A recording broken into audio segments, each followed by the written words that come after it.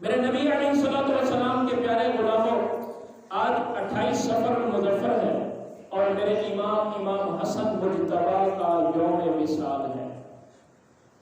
میرے امام حسن، آپ وہ عظیم ہستی ہیں کہ جو سر کے بالوں سے لے کر سینے تک میرے نبی پاک کے ہم شکل ہیں، اور آپ وہ عظیم ہستی ہیں کہ جنہوں نے میرے نبی کے مبارک کندھوں پر سواری کی ہے۔ آپ وہ ہستی ہیں کہ جن کے بارے میں میرے نبی صلی اللہ علیہ وآلہ وسلم نے ارشاد فرمایا کہ میرے حسن اور حسین جنتی جوانوں کے سردار ہیں۔ ایک دن میرے نبی پاک علیہ الصلوۃ والسلام جمعے کا خطبہ ارشاد فرما رہے تھے۔ جمعے کا خطبہ ارشاد فرماتے ہوئے میرے آقا علیہ الصلوۃ والسلام نے ملاحظہ فرمایا کہ امام حسن مسجد میں تشریف لا رہے ہیں، بچپن ہے، چھوٹی عمر ہے، وہ تشریف لا رہے ہیں۔ میرے آقا صلی اللہ علیہ وآلہ وسلم نے خطبہ چھوڑ دیا، منبر چھوڑ دیا، نیچے تشریف لے آئے اور آ کر امام حسن کو اٹھا لیا، آ کر اپنی گود میں بٹھا دیا اور منبر پر تشریف فرما ہو گئے۔ عظمتیں دیکھیے جن کے لیے خطبہ چھوڑا جا رہا ہے، اس ہستی کی شان کیا ہوگی۔ اب میرے آقا علیہ الصلوۃ والسلام کے الفاظ سنیے، قربان جاؤں اپنے آقا پر۔ جو بدبخت کہتے ہیں کہ میرے نبی کو علم غیب نہیں تھا، ان کی جہالت دیکھیے۔ میرے نبی علیہ الصلوۃ والسلام منبر پر تشریف فرما ہے، امام حسن پاک میرے نبی کی گود میں ہے۔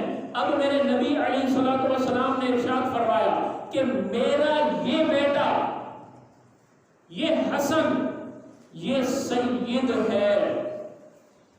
میرے نبی کے گھرانے کو تو ہم لوگ سادات کہتے ہیں نا، ہم سید کہتے ہیں، حسن وہ سید ہے جسے میرے نبی نے سید کہا ہے۔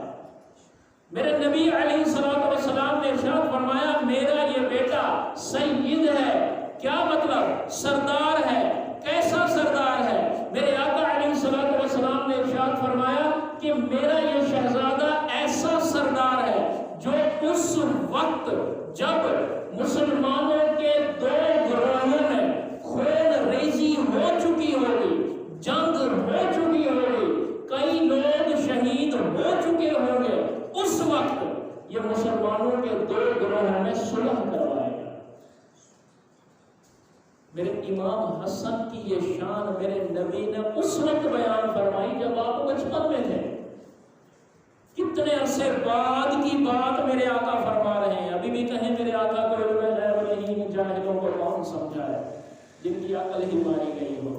میرے آقا علیہ الصلوۃ والسلام نے کئی سال پہلے ارشاد فرما دیا۔ میرے آقا علیہ الصلوۃ والسلام کے وصال ظاہری کے بعد صدیق اکبر کی خلافت رہی، صدیق اکبر کے بعد فاروق اعظم کی خلافت رہی، فاروق اعظم کے بعد عثمان غنی کی خلافت رہی، ان کے بعد مولا علی کی خلافت رہی، مولا علی کے بعد امام حسن پاک جب خلافت پر متمکن ہوئے، تشریف فرما ہوئے، اس وقت آپ نے حضرت سیدنا امیر معاویہ کے ساتھ صلح کر کے میرے نبی کے اس فرمان کو سچ کر دکھایا۔ کیونکہ حضرت امیر معاویہ اور مولا علی کے درمیان جنگ ہو چکی تھی، خون ریزی ہو چکی تھی۔ میرے نبی نے فرمایا نا کہ جب خون ریزی ہو چکی ہوگی۔ اچھا، اب یہاں پر آ کر کچھ لوگ بدبختی دکھاتے ہیں، وہ کہتے ہیں کہ حضرت امیر معاویہ کو ہم کیسے عظمت دیں، ان کا نام ایک شان سے، عزت سے کیسے لیں، انہوں نے علی سے جنگ کی۔ بدبختوں، وہ صحابی ہیں، وہ صحابی ہیں، اور ہر صحابی کے بارے میں میرے رب نے فرمایا وَكُلًّا وَعَدَ اللَّهُ الْحُسْنَىٰ۔ میرا رب فرماتا ہے میں نے اپنے محبوب کے ہر صحابی سے جنت کا وعدہ کر لیا۔ جب رب نے جنت کا وعدہ کر لیا، آپ اور میں کون ہوتے ہیں ان کے مقام پر بات کرنے والے؟ پھر میرے نبی نے جب اعلان فرمایا تھا تو یہ نہیں فرمایا تھا کہ میرا یہ بیٹا حسن ایک مسلمان اور دوسرا منافق گروہ میں صلح کرے گا، نہیں، بین المسلمین کا لفظ ہے حدیث میں کہ دونوں مسلمانوں کی جماعتیں ہوں گی۔ جب میرے نبی انہیں مسلمان کہہ رہے ہیں، میرے نبی علیہ الصلوۃ والسلام کے صدقے وہ صحابی ہیں، اور رب ہر صحابی سے جنت کا وعدہ کر رہا ہے، تو پھر تمہارے پیٹ میں تکلیف کیوں ہے؟ اللہ جل شانہ ہم سب کو کا احترام کرنے کی توفیق عطا فرمائے، اور میرے نبی علیہ الصلوۃ والسلام کے ہر گھر کے فرد کا احترام کرنے کی توفیق عطا فرمائے، چاہے اہل بیت ہو، آل پاک ہو، یا میرے نبی کے یار ہو، سب ہمارے سروں کے تاج ہیں۔ میرے نبی علیہ الصلوۃ والسلام کے پیارے غلاموں، امام حسن پاک کو زہر دیا گیا تھا۔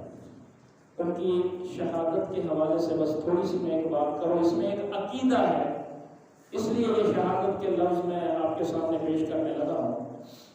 ان کو زہر دیا گیا، پہلی بار جب زہر دیا گیا آپ بہت شدید تکلیف میں تھے، آپ گھر سے اٹھے، میرے نبی علیہ السلام کے مبارک روضے پہ تشریف لائے اور آ کر میرے نبی علیہ السلام کی قبر انور کے ساتھ لپٹ کر سو گئے، جیسے کوئی گلے لگا کے سوتا ہے۔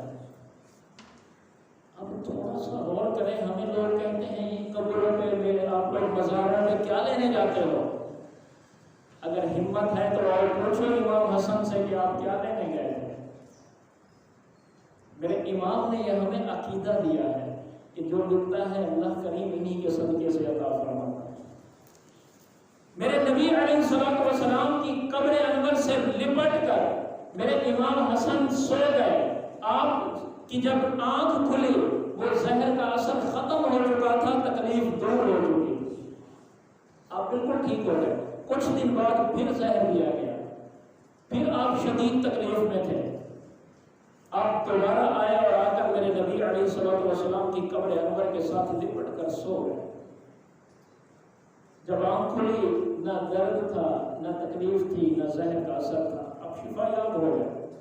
جب زہر دینے والے بدبخت نے دیکھا کہ 2 بار زہر دے چکا ہوں مگر فرق نہیں پڑ رہا، یعنی جو میرا مقصد ہے ان کو شہید کرنا وہ پورا نہیں ہو رہا، تو اس بدبخت نے اس بار اس سے بھی بڑھ کر قدم اٹھایا اور سخت ترین زہر والا کام کیا، جس نے حلق سے اترتے ہی میرے امام کے پیٹ کی مبارک آنکھوں کے ٹکڑے کر دیے، اور اس قدر شدید تکلیف کی حالت میں میرے امام نے اس جہان فانی سے پردہ فرمایا۔